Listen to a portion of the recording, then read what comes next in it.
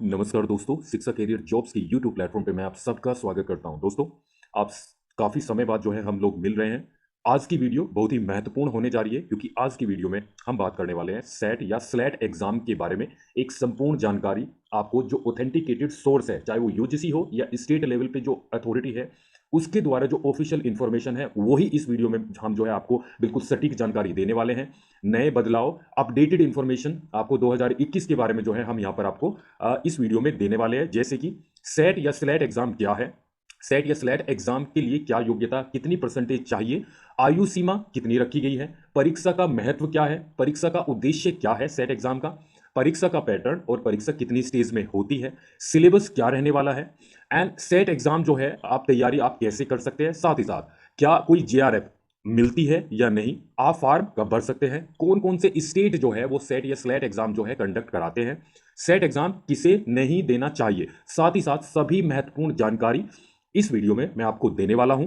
And ये video देखने के बाद आपको सेट या स्लैट एग्जाम से संबंधित कोई भी डाउट आपके मन में नहीं रहने वाला है। सो चलिए शुरुआत करते हैं सेट एग्जाम के बारे में। उससे पहले अगर आपने चैनल सब्सक्राइब नहीं किया तो चैनल को सब्सक्राइब कर ले, साथ ही साथ घंटी वाला बटन जरूर दबा दें और मेरे द्वारा बनाई गई वीडियो अगर आपको अच्छी लगती है वीडियो को लाइक करें, ज्यादा से ज्यादा शेयर करें क्योंकि आपका लाइक और शेयर करना ही हमारी मेहनत का फल होता है। अभी हम यूनिवर्सिटी ग्रांट कमीशन की ऑफिशियल वेबसाइट पर है। यहां पर जो है आपको concept and scope of net and slate and set exam का यहां पे आपको मिल जाएगा। ठीक है, तो यहां पे जो है जो कंसेप्ट है सेट और स्लैट एग्जाम के पीछे वो आपको यहां पे जो है आप देख सकते हैं क्या है। अब सबसे पहले हम जान लेते हैं कि सेट एग्जाम जो है वो क्या है, सेट एग्जाम या स्लैट एग्जाम क्या है। तो यहाँ पे जो है सेट एग्जाम की अगर फुल फॉर्म की बात करें तो स्टेट एलिजिबिलिटी टेस्ट, हिंदी में अगर बात करें राज्य पात्रता परीक्षा। और दूसरा जो है वो है आपका स्लैट, स्लैट को बोलते हैं स्टेट लेवल एलिजिबिलिटी टेस्ट। ठीक है, तो दोनों समान है, कोई भी अंतर नहीं है, चाहे आप सेट कहिए या स्लैट कहिए, सेम है बिल्कुल, कोई अंतर इसमें नहीं है। अब सेट एग्जाम या स्लैट एग्जाम जो है वो कराने का उद्देश्य और साथ ही साथ जो है इस एग्जाम का महत्व क्या है, उससे पहले मैं आपको बता देता हूं कि अगर आप किसी भी यूनिवर्सिटी या कॉलेज में आप असिस्टेंट प्रोफेसर बनना चाहते हैं तो उसके लिए आपको जानकारी होगी या नहीं होगी मैं आपको बता देता हूं। आपकी मास्टर डिग्री होनी चाहिए, प्लस आपका जो नेट एग्जाम है वो आपका क्वालिफाई होना चाहिए। ठीक है, तब आप जो है आप असिस्टेंट प्रोफेसर बन सकते हैं। ये मैं राष्ट्रीय स्तर की बात कर रहा हूं, नेशनल लेवल की बात कर रहा हूं। तो सेट एग्जाम आपका राज्य स्तर का एग्जाम है, मतलब कि जो काम नेट एग्जाम जो है राष्ट्रीय स्तर पर करता है वही काम जो है सेट एग्जाम राज्य स्तर पर करता है। मतलब अगर आप किसी राज्य में, किसी राज्य की यूनिवर्सिटी या उससे एफिलेटेड जो कॉलेज है उसमें आप असिस्टेंट प्रोफेसर बनना चाहते हैं तो आप सेट एग्जाम जो है अगर आप क्वालिफाई करेंगे मास्टर डिग्री के साथ तब आप एलिजिबल होते हैं।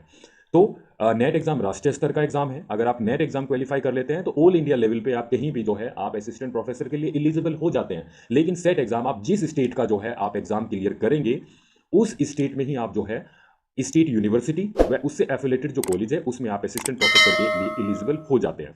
अब दूसरा प्रश्न आता है कि क्या सभी स्टेट जो है सेट या स्लैट एग्जाम कंडक्ट कराते हैं।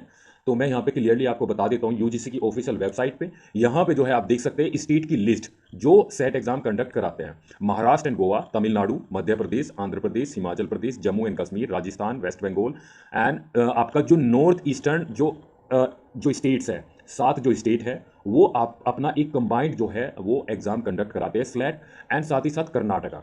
तो ये स्टेट्स हैं जो सेट एग्जाम जो है कंडक्ट कराते हैं। अब जो है यहाँ पे जो है मैं आपको बता देता हूँ, कुछ स्टूडेंट का डाउट्स आ रहा था कि सर 2021 से क्या पीएचडी मैंडेटरी होगी असिस्टेंट प्रोफेसर के लिए। तो उसके लिए मैं आपको बता देता हूँ, यूजीसी का एक रेगुलेशंस है 2018 का जिसमें क्लियरली मेंशन्स है, ऑलरेडी मैंने वीडियो बना रखा है, फिर भी मैं बता देता हूँ। 1 जुलाई 2021 से अगर आप असिस्टेंट प्रोफेसर बनना चाहते हैं किसी भी यूनिवर्सिटी में और प्रमोशन के लिए, यानी कि अपॉइंटमेंट के लिए और प्रमोशन के लिए किसी भी यूनिवर्सिटी में पीएचडी मैंडेटरी होगी। लेकिन अगर आप किसी कॉलेज में आप असिस्टेंट प्रोफेसर बनना चाहते हैं तो वहां पर पीएचडी मैंडेटरी नहीं होगी, वहां पे आपकी मास्टर डिग्री 55% अंकों के साथ, अगर आप जनरल कैटेगरी के कैंडिडेट्स हैं, अगर आप OBC, SC, ST, PWD candidates हैं तो 50% अंकों के साथ आपकी मास्टर डिग्री होनी चाहिए, प्लस आपका नेट एग्जाम या सेट एग्जाम आपका क्वालिफाई होना चाहिए।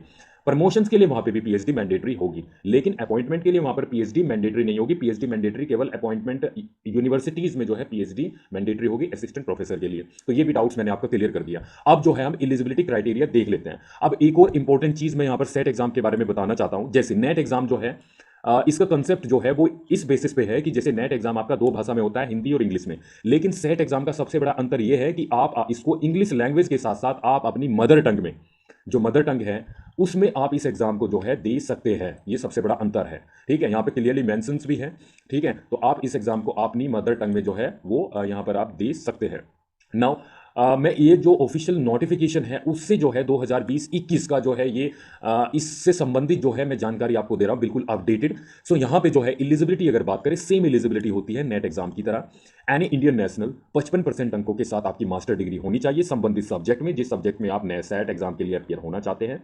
जनरल कैटेगरी के कैंडिडेट्स के लिए, अगर आप SC/ST, अनुसूचित जाति जनजाति, दिव्यांगजन है या OBC अन्य पिछड़ा वर्ग के कैंडिडेट्स है तो आपको यहाँ पर 5% की छूट है। 50% अंकों के साथ आपकी मास्टर डिग्री जो है होनी चाहिए, ठीक है।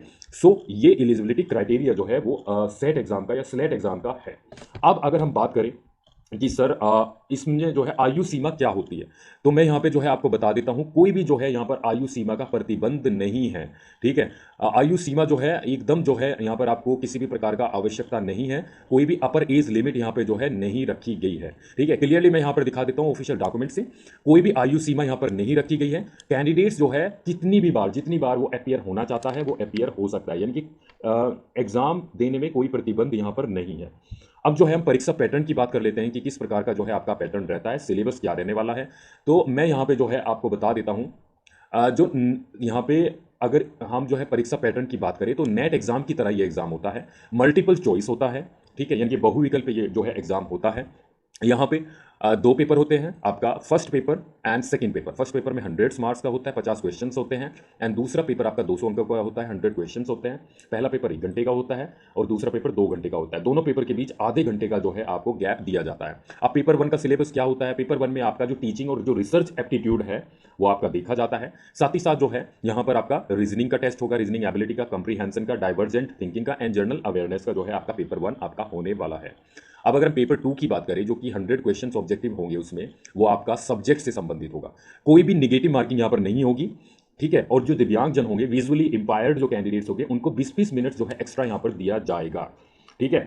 सो यहाँ पर जो है एक इंपॉर्टेंट चीज मैं बता देता हूँ, यहाँ पर JRF का प्रावधान नहीं होता है। जैसे नेट एग्जाम दो उद्देश्य होते हैं, तो JRF के लिए और दूसरा आपका असिस्टेंट प्रोफेसर की एलिजिबिलिटी के लिए। तो यहाँ पर केवल एक उद्देश्य फुलफिल करता है, केवल असिस्टेंट प्रोफेसर की एलिजिबिलिटी के लिए सेट एग्जाम होता है, न कि JRF के लिए, ठीक है।